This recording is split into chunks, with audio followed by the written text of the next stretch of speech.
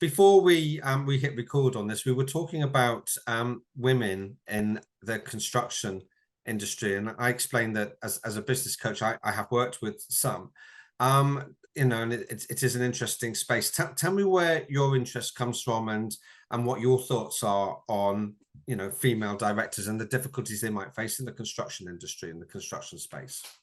It's a really interesting topic because when I started this journey, I it was 5 years back, and I was quite young. And the first thing the people would say is, "Are you how old are you?" Like, it's with no risk, with not considering the fact that I'm someone who's trying to start up my own business, and I don't think that is something that a male person who would be working in the industry would be asked, and it was very frequent.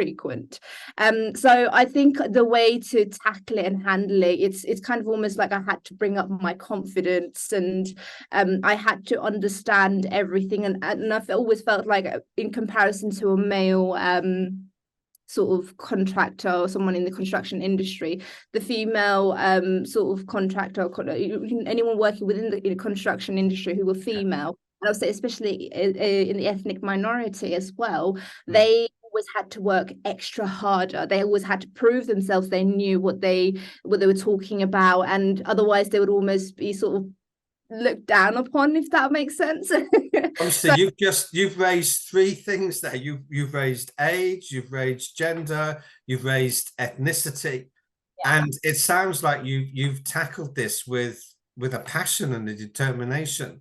100%. I would even say, from my own sort of background, or like sort of members that I know, they did raise an eye when I said, oh yeah, I'm going to be working in interior architecture, and I'm specifically going to be working with contractors, and they were like, really?